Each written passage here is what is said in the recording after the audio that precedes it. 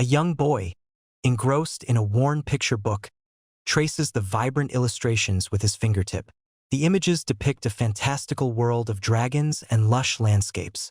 Lost in the story, he recalls his childhood fascination with these mythical creatures, their power and majesty captivating his young mind. He gently turns the page, eager to continue the adventure. A young girl, lying in bed, reflects on her deep-seated passion.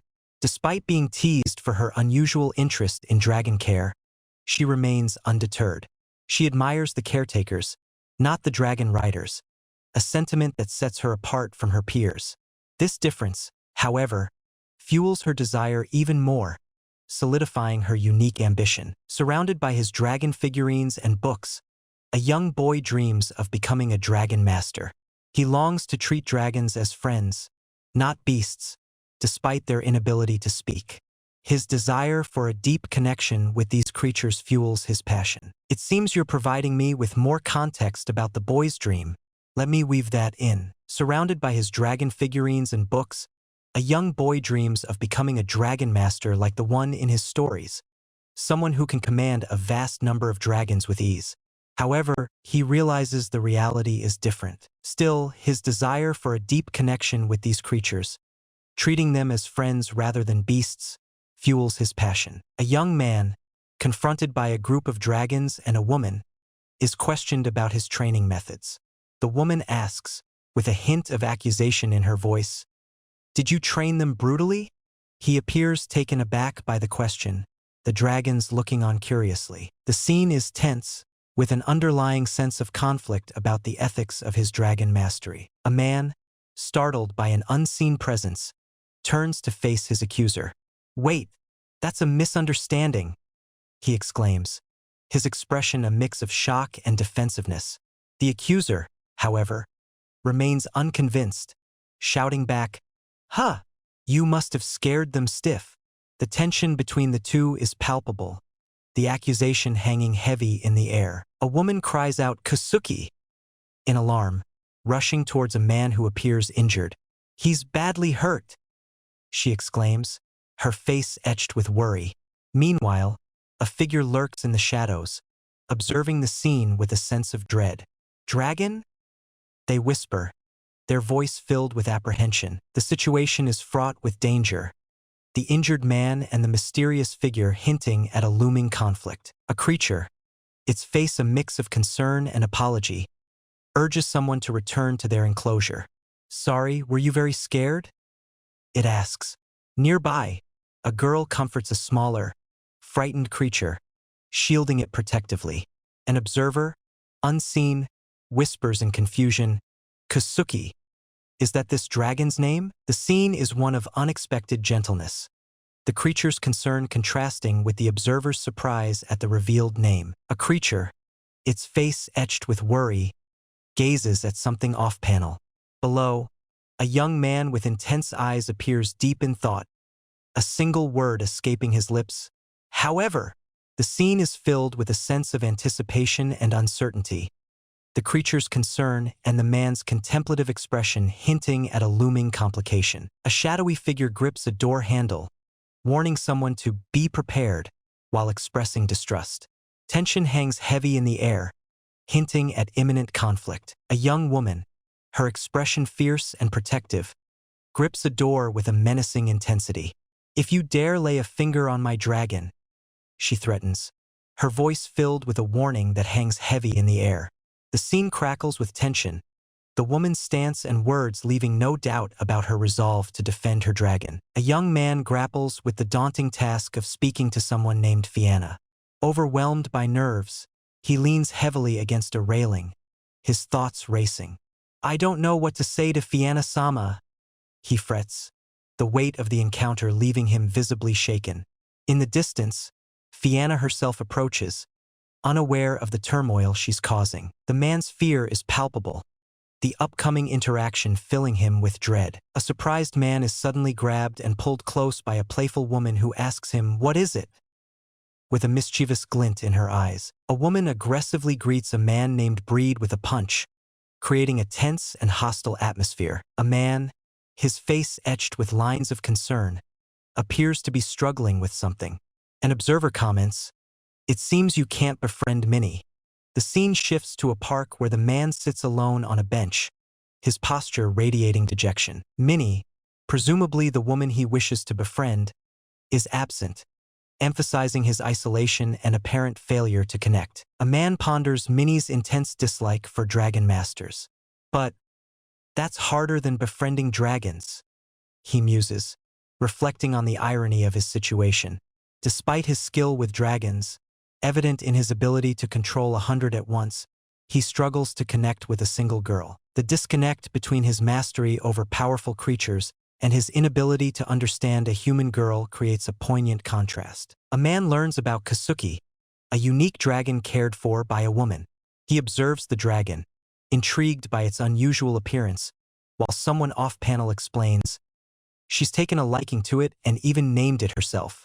The speaker notes the woman's apparent fondness for the dragon, which seems to be mutual. The man, drawn in by the story, seems eager to meet Kasuki himself. A woman recounts Minnie's first experience after recovering, revealing that a dragon master was present in town, caring for Kasuki. She explains that Minnie became very ill for about 3 days after her initial encounter with dragon care. The woman's expression is serious, suggesting a connection between Minnie's illness and the dragon master's presence. A figure, bound in chains and shrouded in darkness, struggles against their restraints. "Ku-suk," they mutter, their voice strained and filled with desperation. Meanwhile, a woman approaches a door, seemingly unaware of the captive's plight. The contrast between the prisoner's struggle and the woman's obliviousness creates a sense of foreboding and impending danger. A man nervously clutches his shirt, contemplating something. But after we're done with this, he trails off, his thoughts lingering on an unspoken proposition. He then approaches a young girl, who is embracing a chair, and shyly asks, "Would you like to go on a date with me? After all, we did take care of the dragon together." His cheeks flush with a hopeful blush, revealing his anticipation of her answer. A person recounts an incident where they accidentally hit a creature that was making repetitive "coo-coo" sounds. They explain that the creature simply fainted from the blow and reassure someone that it's fine. However, a woman listening to the story reacts with shock and disapproval, suggesting the action was not as harmless as the speaker believes. The scene highlights a difference in perspective on the treatment of the creature. A person is forcefully pushed away, with a demand for gratitude being the only discernible communication. The scene implies a sense of urgency and resentment. A person is violently struck, sent sprawling with a cry of pain. "Ouch! That hurts!" they exclaim, their body contorted from the impact. The attacker, small and agile, stands amidst the debris of the attack, suggesting a surprising strength. The scene is dynamic and violent, highlighting the attacker's unexpected power. A person expresses regret over entrusting someone to another, lamenting, "I shouldn't have handed you over to someone else." The scene shifts to scattered shackles on the ground, implying a struggle and escape.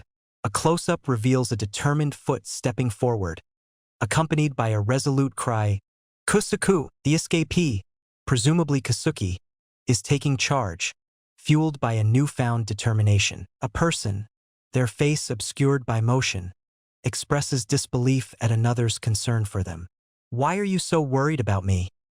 they question, their tone a mix of surprise and perhaps annoyance. The focus shifts to a young woman, her eyes wide with a mix of emotions, fear, concern, and a hint of desperation. "Idiot," she mutters under her breath, revealing her worry despite the other's dismissive attitude. A person describes a dire situation. A weak and sick dragon, chained and starved, lies suffering in a cramped cage. The scene cuts to a young man, crouched and determined, surrounded by broken chains. His presence and the broken restraints suggest a rescue attempt, a desperate bid to free the suffering dragon. A man sits alone, his head bowed in contemplation. The narrative reveals that Minnie has lost faith in dragon masters. The scene shifts to a woman with a determined expression, her gaze fixed on something unseen. She reflects on the dragon master's work, which differs greatly from the idealized image portrayed in stories. Her thoughts and the man's solitude suggest a significant event has occurred, shaking Minnie's trust in those she once admired. A man sits with his head bowed, seemingly lost in thought. A woman observes him, a thoughtful expression on her face. "Ha!" she says, catching his attention. With a gentle tone, she asks for forgiveness for Minnie, hinting at a past transgression. The man's reaction is unseen, leaving his response to the woman's plea hanging in the air. A man reacts with visible relief to something said off-panel. "Oh, it's not about Minnie?"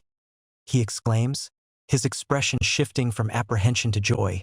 "Thank goodness," he adds, his relief palpable. The man's initial worry and subsequent elation suggest a deep concern for Minnie and a fear that she might have been involved in something unpleasant. A man, his face flushed and eyes wide with embarrassment, sheepishly admits, "I thought I was hated because I smelled bad." His awkward confession and flustered demeanor suggest a moment of self-conscious vulnerability, revealing his insecurity about a perceived personal flaw. A man, with a defeated expression, throws his hands up in exasperation. "There's no other way around it. That's why women don't like me," he declares, admitting defeat in his pursuit of romance. A woman nearby bursts into laughter at his dramatic statement, amused by his self-deprecating humor. The man, flustered by her reaction, exclaims, "I don't know what to say anymore." His embarrassment and her amusement create a light-hearted and comedic atmosphere. A man, his face flushed, asks with a hopeful yet uncertain expression, "But will it be okay?" A woman responds with a playful touch to her face, a slight smile gracing her lips. "Sorry," she says, "it's just that I find it a bit funny." The man's vulnerability and the woman's teasing response create a sense of playful tension and anticipation. A woman with a determined expression declares, "If needed, I can be the mediator." However, her offer is immediately rejected with a firm no. The scene shifts to a different woman, who confidently asserts, "Minnie really hates Dragon Masters." The interaction suggests a conflict involving Minnie and Dragon Masters, with the first woman's offer to intervene being dismissed. A man with a determined expression asserts his own authority, stating, "I am also someone recognized by Fianna-sama." He appears confident and perhaps slightly defiant, implying a challenge to someone off-panel. The scene shifts to show him walking away with a woman, leaving the person he addressed behind. "However," he adds, hinting at a lingering thought or unresolved issue. A person announces to a group, "You're all here, right?" The scene shifts to a man striking a tree with his fist, confidently proclaiming, "I am the man recognized by the princess."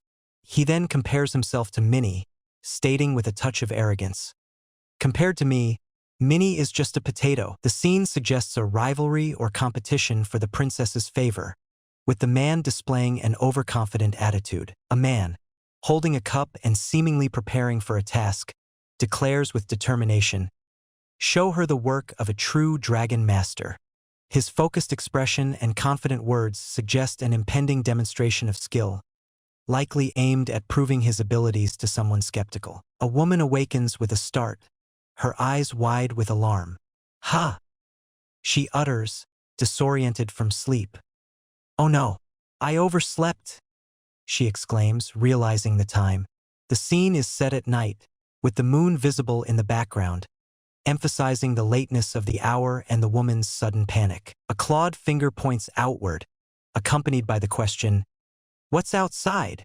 A woman follows the direction, her curiosity piqued. "Oh, Kasuki?" she calls out, spotting a figure in the distance. The scene then cuts to a surprised woman, seemingly recognizing the person she sees. The sequence suggests a surprising encounter, with the woman's initial curiosity quickly turning to shock. A man points towards a village, a determined look on his face as he commands, "Everyone, charge!" Above him, a squadron of dragons takes flight, ready for action.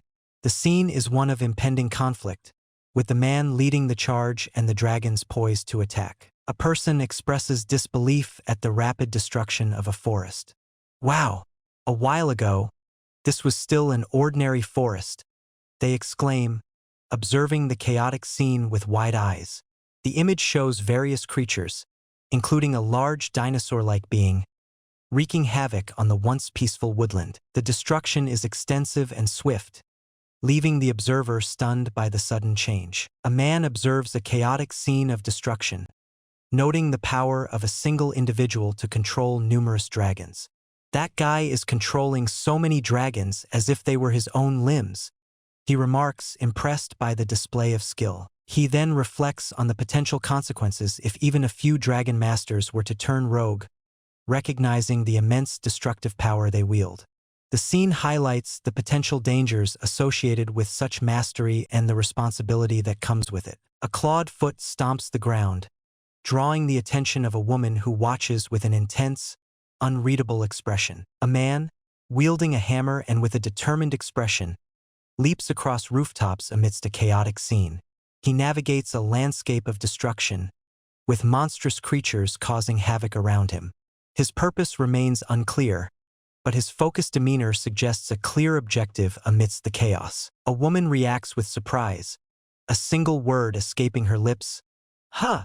Her gaze is drawn to something off-panel, prompting her to call out a name, Kusuku.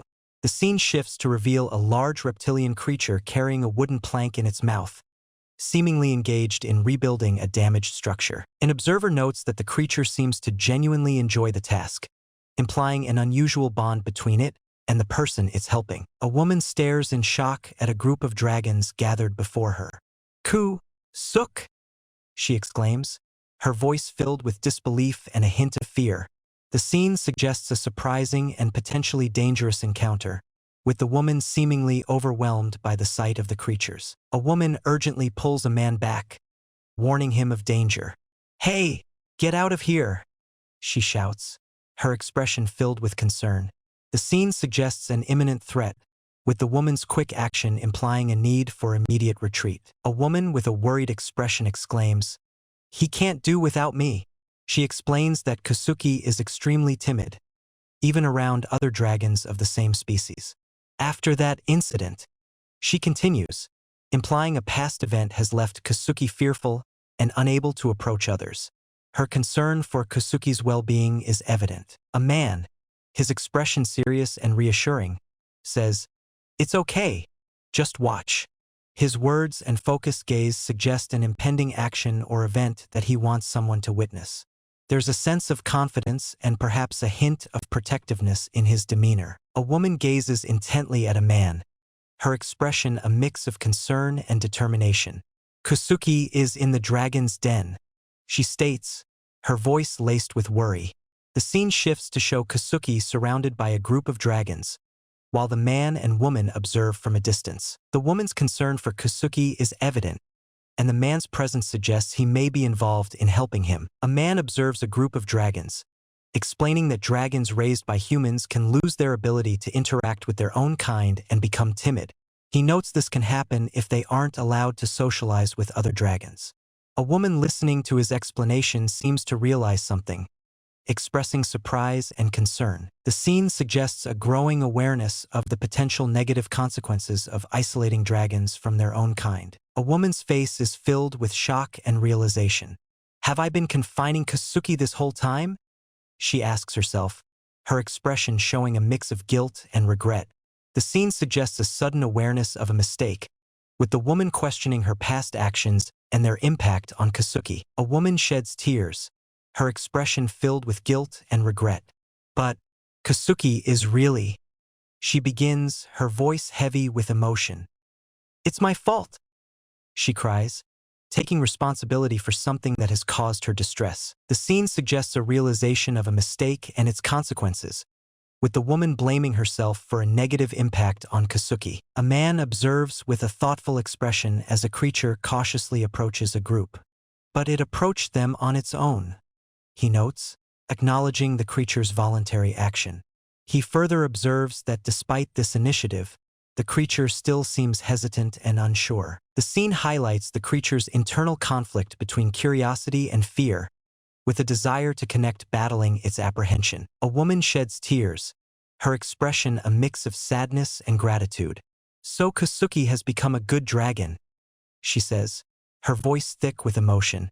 Because Minnie treated it sincerely, she adds, acknowledging the positive impact Minnie has had on Kasuki. The scene conveys a sense of relief and appreciation for the bond between Minnie and Kasuki. A teardrop rolls down a woman's cheek, highlighting her emotional state. A clawed hand reaches out, offering comfort and support. "All right?" a man exclaims, his expression determined as he declares, "Let's get this done."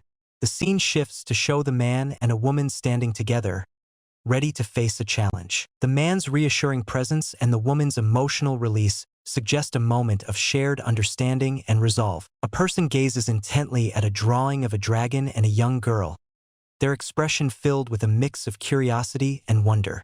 The detailed illustration depicts a peaceful scene, with the dragon and the girl seemingly sharing a close bond.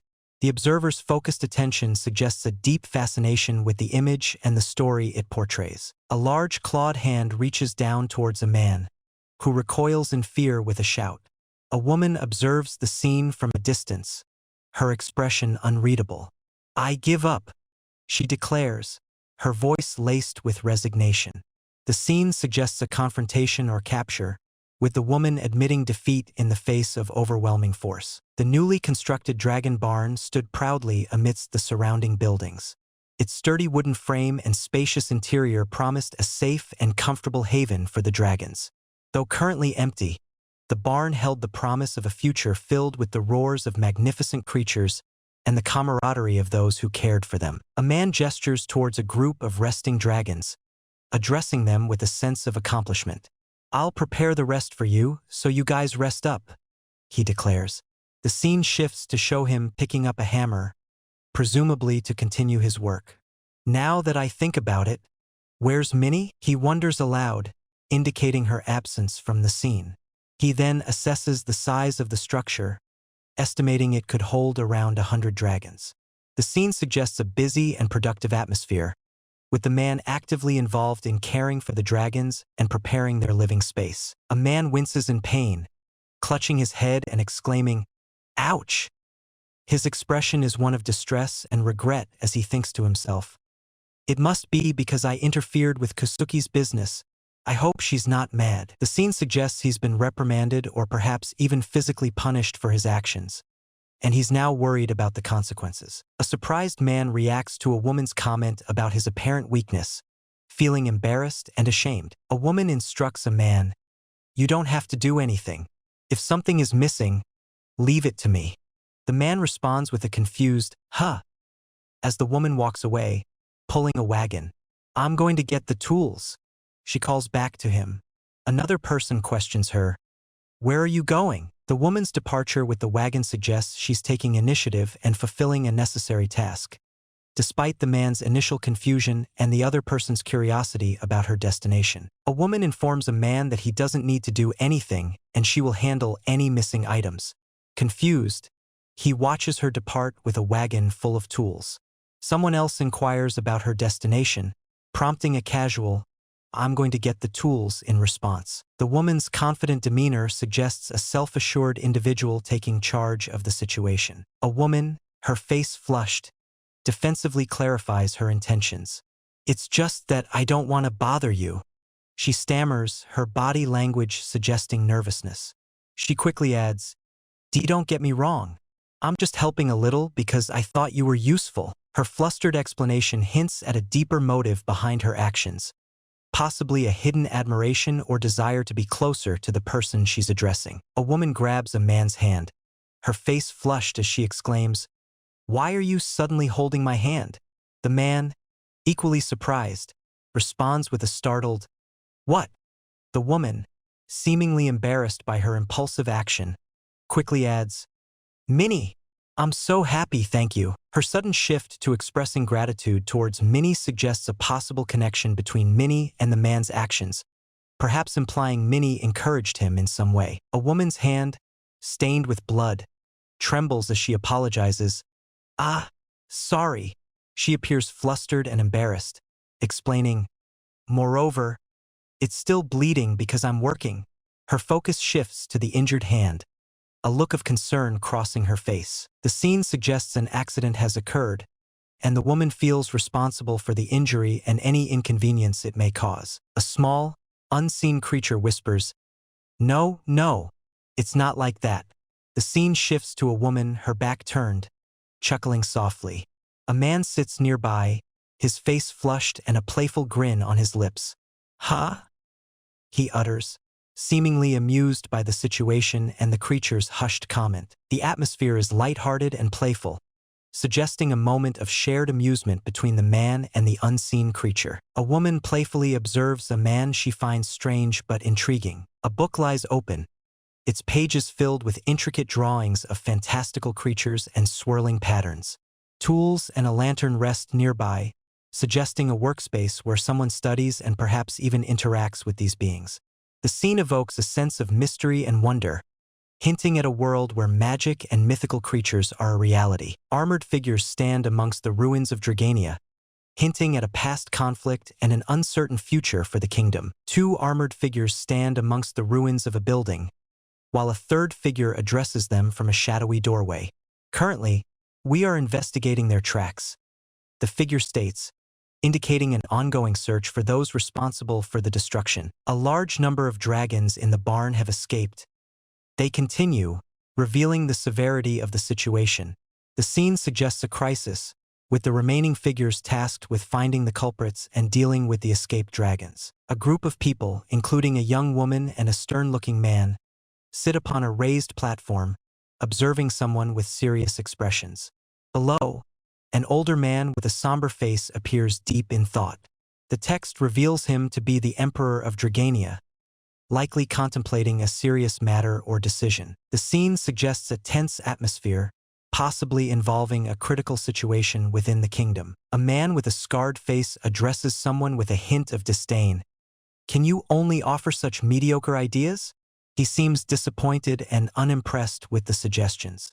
Another person, their expression unreadable, responds with a drawn-out "ha," which could indicate amusement, disbelief, or even contempt. The interaction suggests a tense power dynamic, with the scarred man holding a position of authority and expressing dissatisfaction with the other person's contributions. A person, their face obscured by shadow, reads a document that identifies a woman as the princess of a kingdom destroyed by Dragania.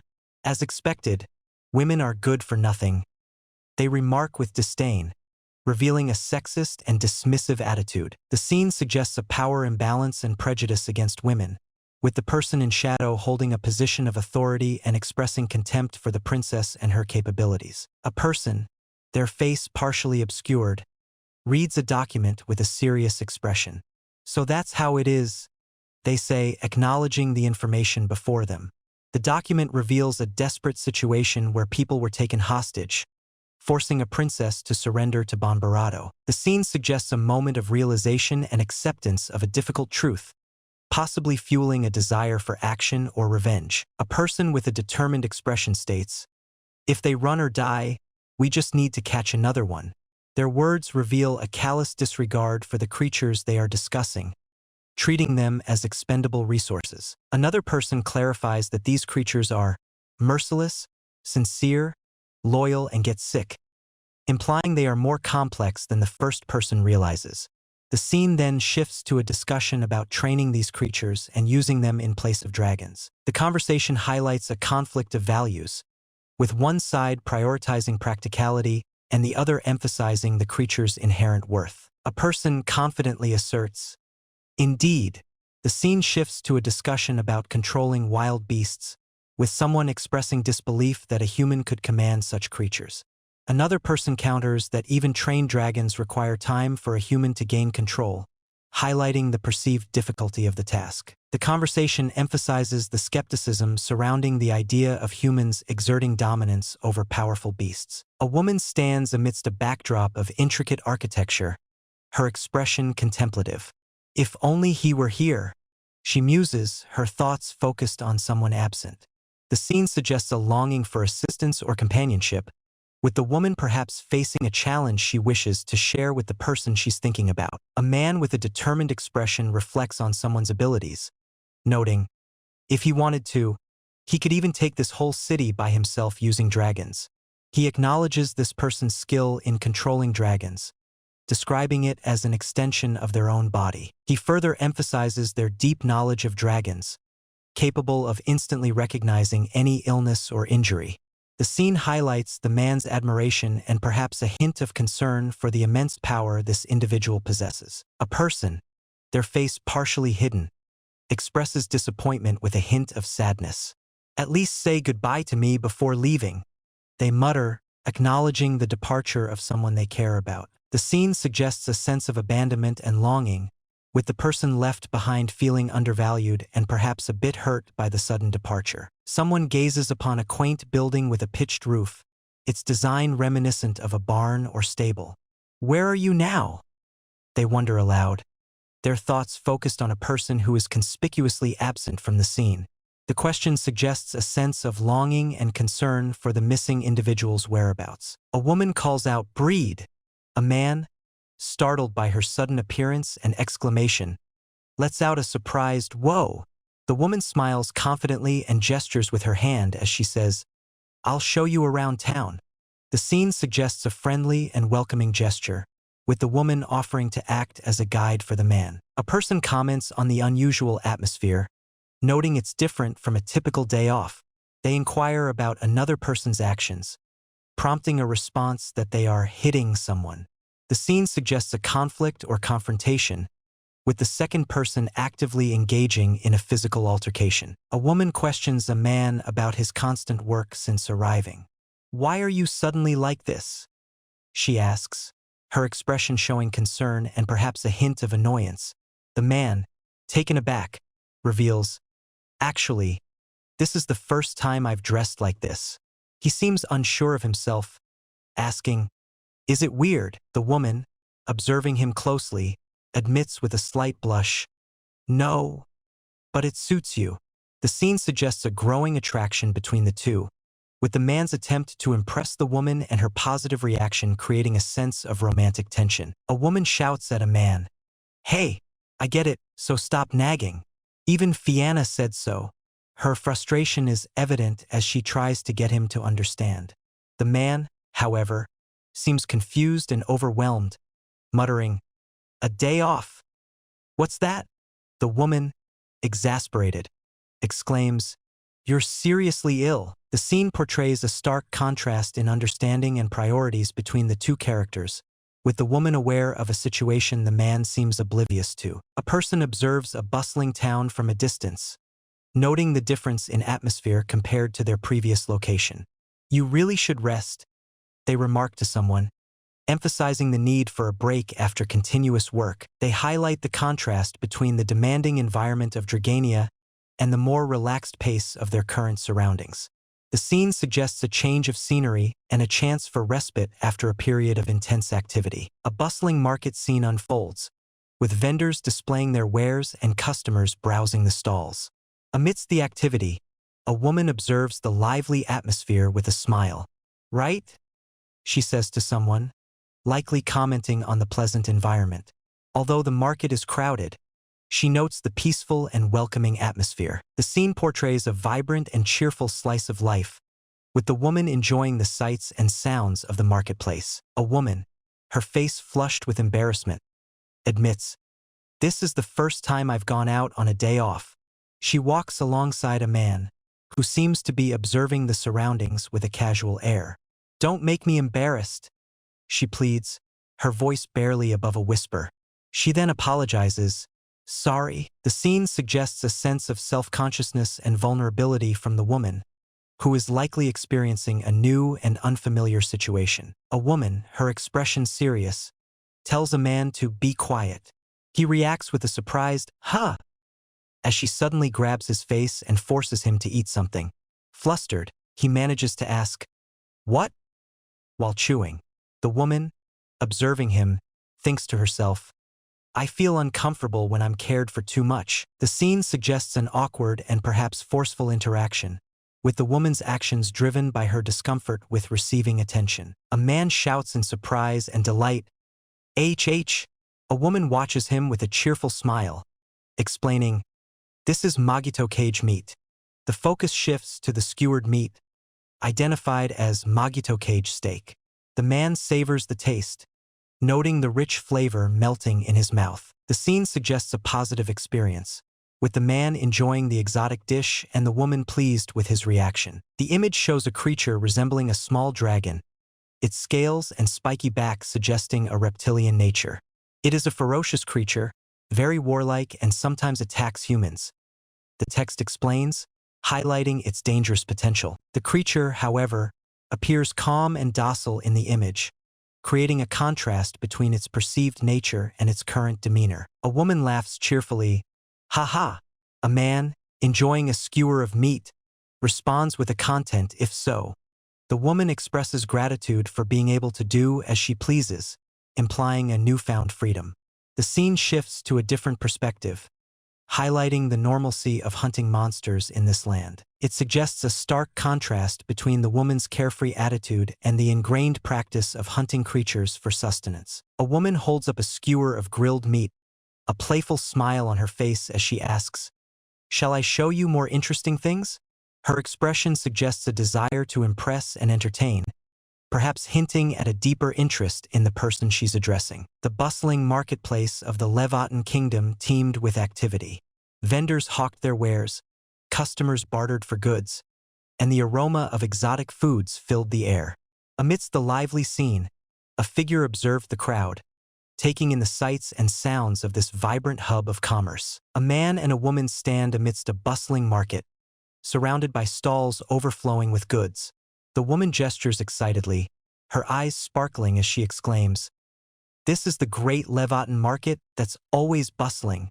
The man, however, appears overwhelmed by the sensory overload, his expression a mix of confusion and discomfort. The scene highlights the contrast between the woman's enthusiasm for the lively atmosphere and the man's struggle to adjust to the overwhelming stimuli. A bustling marketplace bustles with activity, its stalls overflowing with various goods. Someone remarks on the lively atmosphere, noting the presence of merchants from other countries.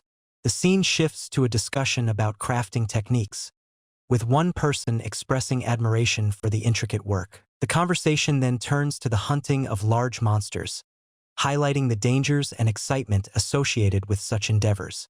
The narrative captures the vibrant energy of the marketplace and the diverse interactions taking place within it. A man examines a piece of intricate craftsmanship, marveling at its quality. "I told you to look, not touch." A woman chides him gently. The man, captivated by the object, exclaims, "So this is what true craftsmanship is." He elaborates on the exquisite details, noting the precise stitching and delicate materials. The scene highlights the man's appreciation for the artistry and the woman's gentle reminder to respect the delicate object. A crowd gathers around a raised platform where a massive serpent-like creature lies coiled. "It's so big they're having a hard time moving it," someone remarks, observing the creature's immense size with awe. Another person wonders if it's the legendary grand python they've heard rumors about, noting its size surpasses any they've seen before. The scene suggests a public spectacle, perhaps a rare and impressive display of a powerful creature. A group of people struggle to move a large object, their faces strained with exertion. "It's okay, it's okay," one reassures the others. "We want the strength of young people anyway." A newcomer approaches, asking, "Your breed, right?"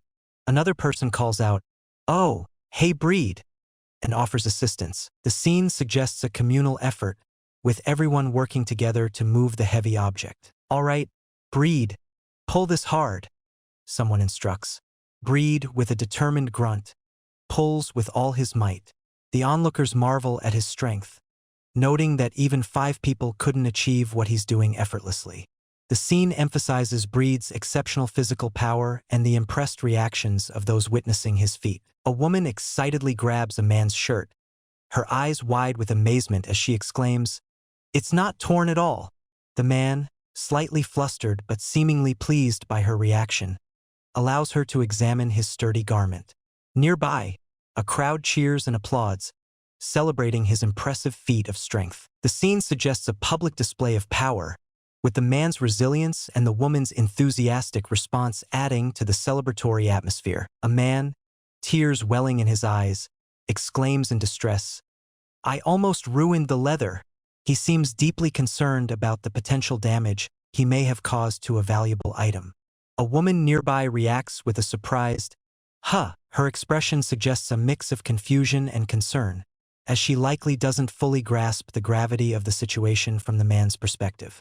The scene highlights the man's intense emotional response and the woman's contrasting lack of understanding. A person examines a thick, textured material, remarking with a hint of disbelief, "I almost tore it. Is he really that strong?" Another person laughs, "Haha, silly. There's no way a human could tear the skin of this monster." A third person, observing the interaction, lets out a surprised, "Huh." The scene suggests a discussion about someone's extraordinary strength, with contrasting opinions on whether a human could possess such power. A woman holds up a piece of sturdy fabric, exclaiming, "Hey, it's not torn at all." A man nearby expresses disbelief at someone's strength, wondering if they are as strong as a dragon. The woman laughs, "Don't be silly. There's no way he has the same strength as a dragon." The scene suggests a conversation about an impressive feat of strength, with the woman dismissing the idea that a human could rival a dragon's power. A group discusses water usage, with one person stating, "We don't have any water source." Another disagrees, "No, we still have some." A third person expresses regret about the lack of a nearby river, commenting on someone's attractiveness. The scene shifts to a close-up of a person seemingly deep in thought, their expression unreadable. The conversation highlights the importance of water and hints at potential romantic interest, while the final panel creates a sense of intrigue and anticipation. A person expresses hope for the future, stating, "If all goes well." Another person reflects on the challenges of their country, noting the lack of major rivers and the reliance on wells for water. They acknowledge the difficulty of obtaining water, especially given the predominantly elderly and young population. The scene highlights the importance of water as a resource and the potential hardships faced by the community. A young man with a determined expression declares, "If there's a chance for the city to develop, I'll definitely go."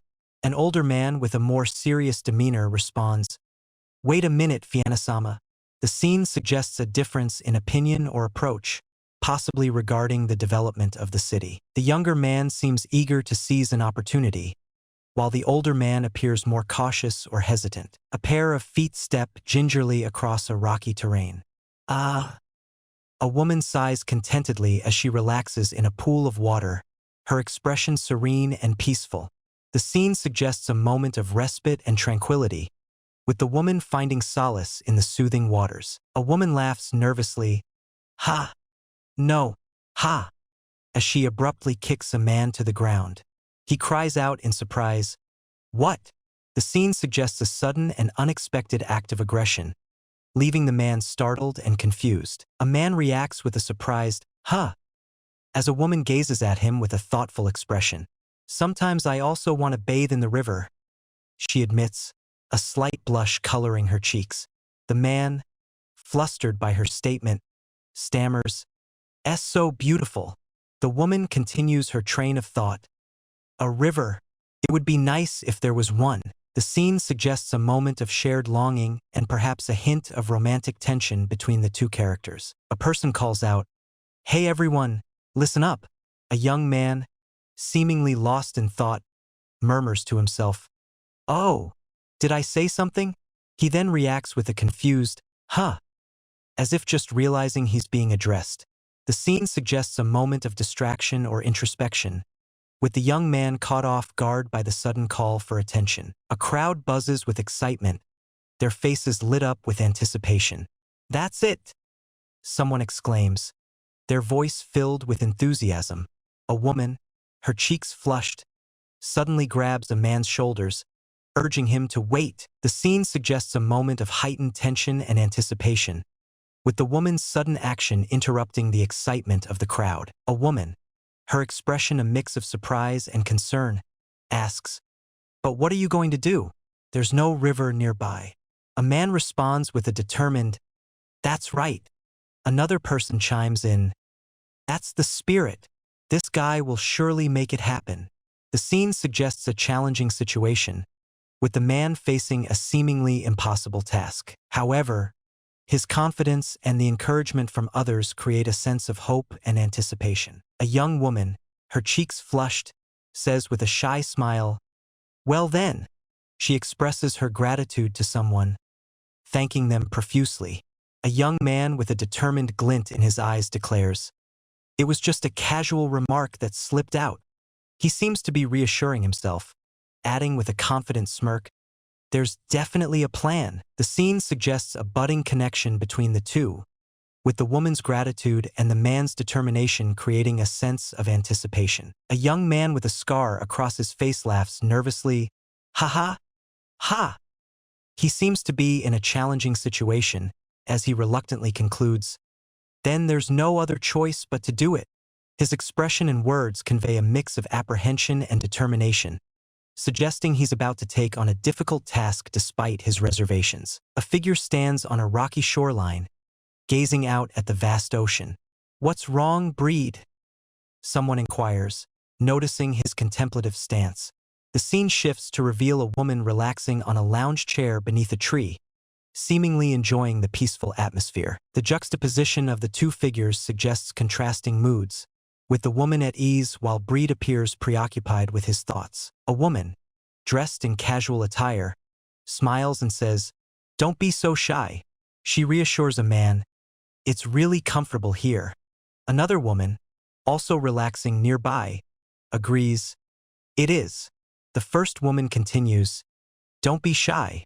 You're the one who contributed the most to creating this river." The scene suggests a relaxed and celebratory atmosphere, with the women acknowledging the man's efforts and encouraging him to enjoy the fruits of his labor. "This is so much fun," someone exclaims with a cheerful laugh.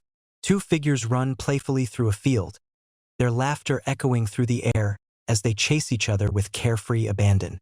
The scene conveys a sense of joy and freedom, capturing a moment of pure happiness and shared laughter. Two hands reach out and gently touch, their fingers interlacing.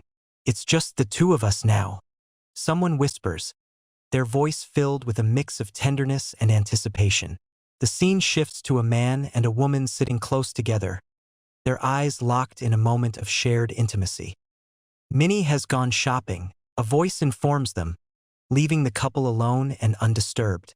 The atmosphere is charged with romantic tension, suggesting a deepening connection between the two. A man leans in close to a woman, his expression intense and focused. The atmosphere crackles with tension as the distance between them shrinks. The scene is charged with anticipation, hinting at a moment of intimacy or confrontation. A patterned creature gazes intently at an unconscious man, creating a sense of mystery and unease. A man sits with his head bowed, seemingly lost in thought. A large, reptilian creature approaches him from behind, its clawed hand reaching out towards him. The scene is silent and tense, leaving the creature's intentions and the man's reaction unknown. A surprised woman grips a weapon while birds fly peacefully outside. A man lies face down on the ground, sweat dripping from his brow. A woman looks down at him, a mix of concern and annoyance on her face. "Sorry," she says, "I was just daydreaming." She then questions him with a frustrated tone, "Hey Breed, didn't you say you had a plan to bring river water here?" The scene suggests a moment of misunderstanding or a lapse in communication, with the woman expecting the man to have fulfilled a promise. A man with a troubled expression reflects on a situation. "This has probably reached the elder's ears." Another person comments on the speed at which rumors spread in their small country. The man continues his worried train of thought, "If I'm unlucky, even Fianna-sama will find out." He fears being seen as a fool and potentially exiled, unable to return to the place he worked hard to build.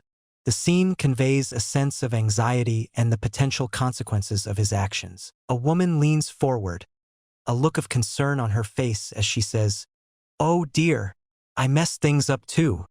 A man sits on the ground, seemingly deep in thought. In a thought bubble above him, a woman gestures towards something while saying, "Come on in." The man on the ground reassures someone, "No, it's nothing serious." The scene suggests a potentially awkward or embarrassing situation, with the woman feeling responsible and the man trying to downplay the issue. A person lies sprawled on the ground, seemingly defeated. Maybe I'll be torn apart by them too, they think with a hint of fear. If so, the whole dragon flock will be torn apart.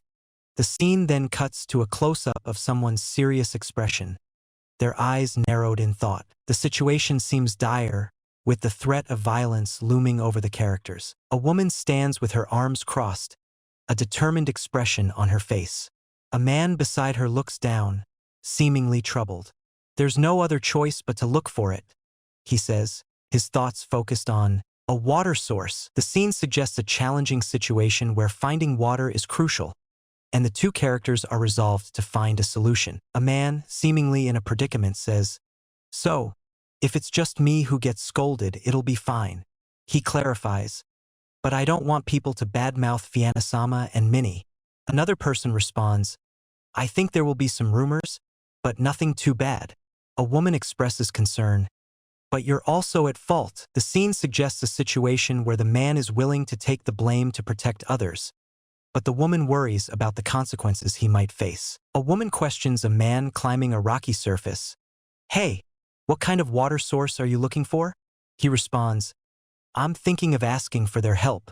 The woman, concerned, insists on accompanying him due to the dangerous terrain.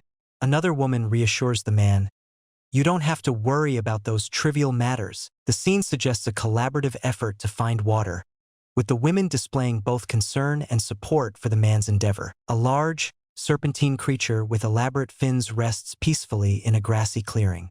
The text identifies it as Undine, a dark blue water dragon. A person with dark hair observes the creature from a distance, their expression unreadable. The scene suggests a moment of discovery or encounter, with the human's reaction to the majestic creature yet to be revealed. The text describes a creature that can approach prey underwater without being detected. While not fast, it's highly agile. Female knights apparently favor this creature, finding it both easy to control and adorable. The image reveals a serpentine, aquatic creature with a pointed snout and a single horn on its head. It is identified as a water dragon Undine.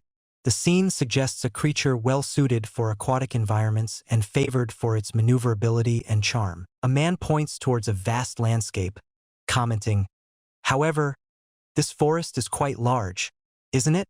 Another person mentions that water dragons don't have the ability to search for water, while a woman adds, "Especially, it can smell the scent of water from 1 kilometer away." The man suggests following the creature, believing it will lead them to a water source. He assures the others that the creature will only react to clean water sources, despite the strong smells in the forest. The scene portrays a group relying on a creature's unique ability to navigate a challenging environment and find a vital resource. A man gestures towards a distant location, saying, "That is..." Another man responds with a curious, "Huh." The first man explains, "However, I also don't want to take too long.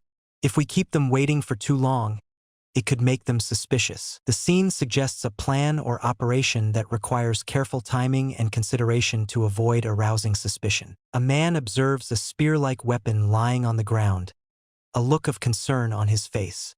"So after hitting the target, we will pull the rope tied to the spear to hold it tight and prevent it from escaping," someone explains. A woman adds, "Oh, this is a training spear to prepare for hunting prey. If we encounter a monster, it will be very dangerous." The scene suggests a preparation for a risky hunt, with the characters discussing strategies and safety precautions. A man gestures towards a spear-like object, asking, "Excuse me, can I borrow that spear for a bit?" Another man, his eyes widening in surprise, simply responds, "So, that's how it is." The scene suggests a sudden realization or unexpected request, with the second man's reaction hinting at a possible change in his understanding of the situation. "All right," someone exclaims, their hands firmly gripping a rope. "Ready," they declare, prepared for the task ahead. The image focuses on the rope, tightly wound and secured, emphasizing a sense of readiness and anticipation. A hand tightly grasps a spear, ready for action. "We don't necessarily have to walk in the forest to find a water source," someone says, implying alternative methods. Another person, holding the spear, asks, "What are you going to do?" The scene suggests a moment of decision, with the spear-wielding individual about to take a decisive action. A man with intense eyes and a determined expression lunges forward, his movement accentuated by lines indicating speed and force. The scene suggests a sudden and decisive action, possibly an attack or a desperate attempt to reach something. A rope, tightly wound around a long, pointed object, is forcefully pulled back. The object is then propelled forward with great speed, piercing the ground and creating a deep fissure. The scene suggests a powerful and precise action, possibly a weapon being launched or a tool being used for a specific purpose. A hand grips a tool with a sharp point, aiming it towards a rocky surface. With a forceful motion, the tool strikes the surface, creating cracks and debris. A man, his face focused, continues to wield the tool with precision. The scene suggests a deliberate and skilled action, possibly carving or breaking through the rock. A man points towards a direction, saying, "This way, head that way." A creature with a pointed snout and a single horn on its head appears, seemingly responding to the man's directions. "Wrong way." The creature corrects him. The man, surprised, asks, "Undine, what's wrong?" The scene suggests a reliance on the creature's guidance, with the man seeking its expertise to navigate or find something. "With this method, we can probably find a water source soon," a man says with a determined expression. A woman adds, "We can expand the search range." The scene shifts to a close-up of a rope, taut and ready for use.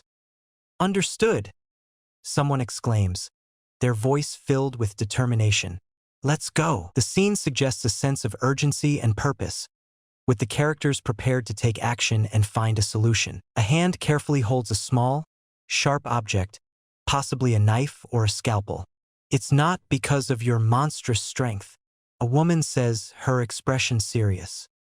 "Thanks to Undine's sense of smell, we have this method," she explains, emphasizing the creature's contribution to their plan. A man with wide eyes appears surprised or impressed by the revelation. The scene suggests a reliance on the creature's unique ability to achieve a goal, highlighting its importance in their endeavor. "Did it hit?"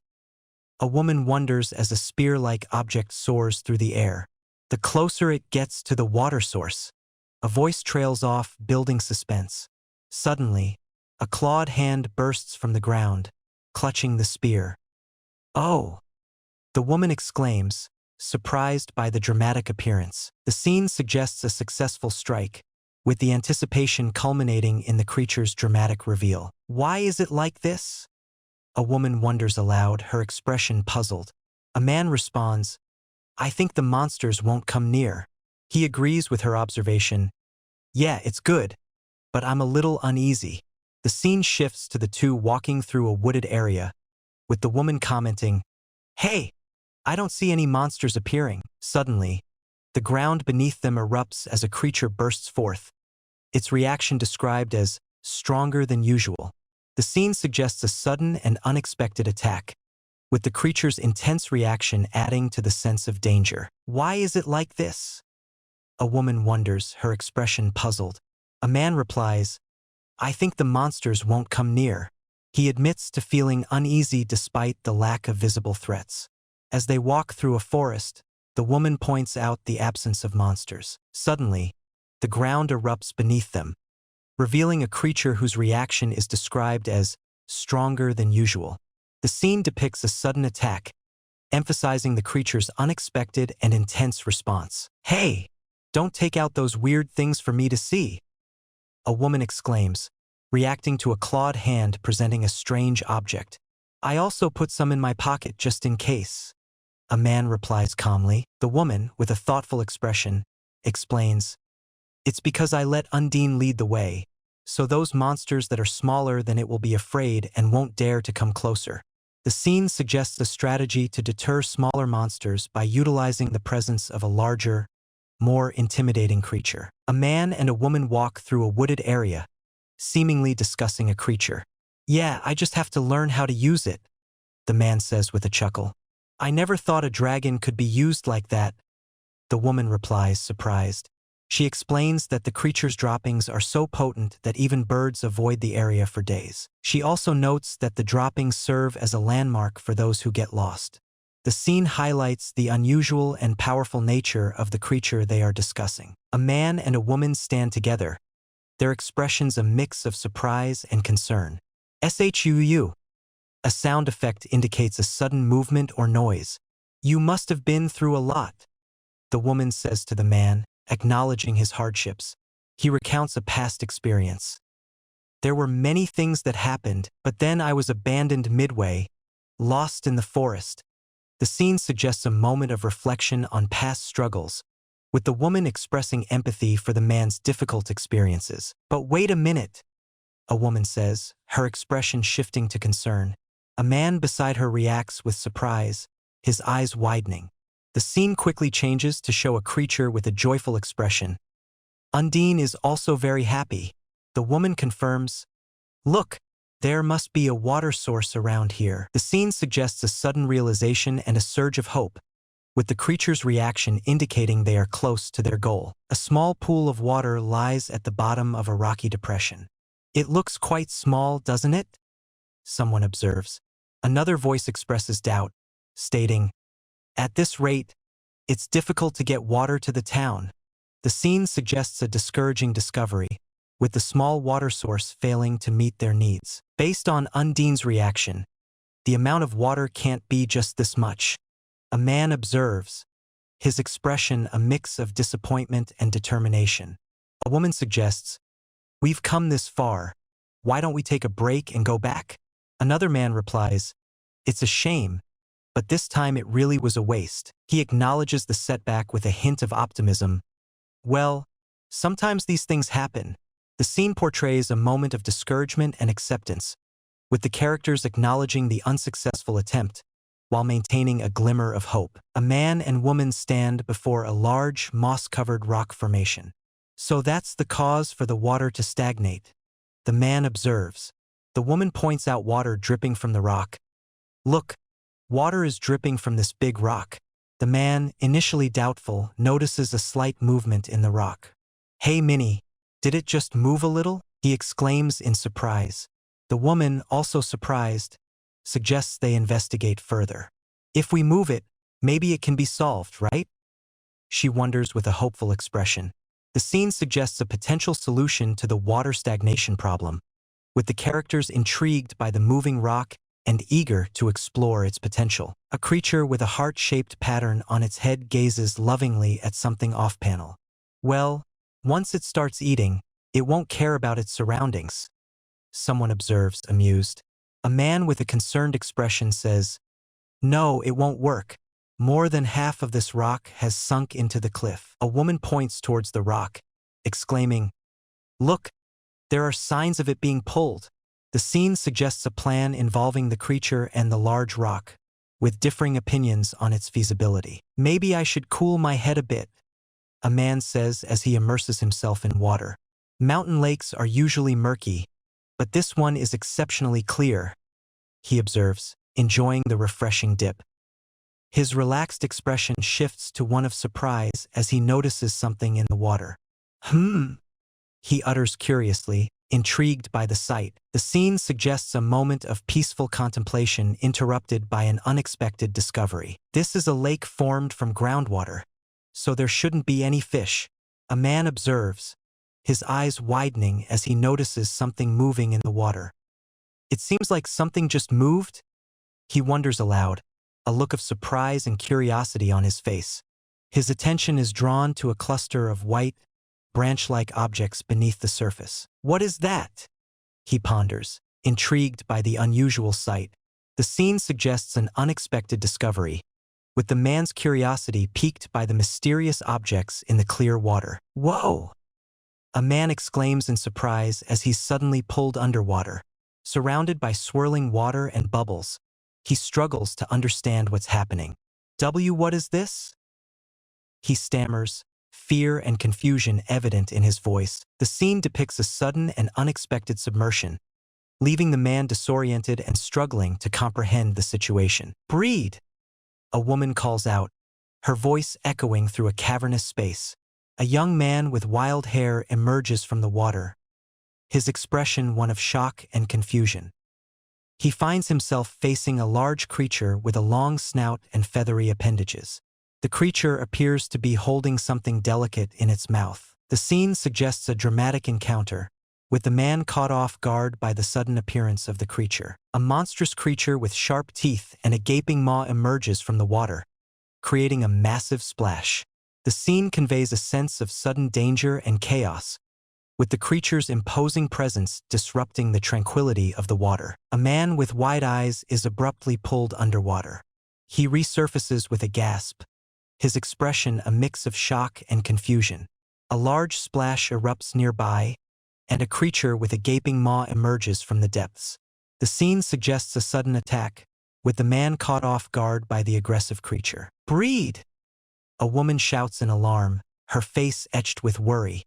Beneath the surface of the water, a hand reaches out desperately amidst a flurry of bubbles and swirling shapes. The scene suggests a struggle for survival, with Breed caught in a dangerous situation underwater.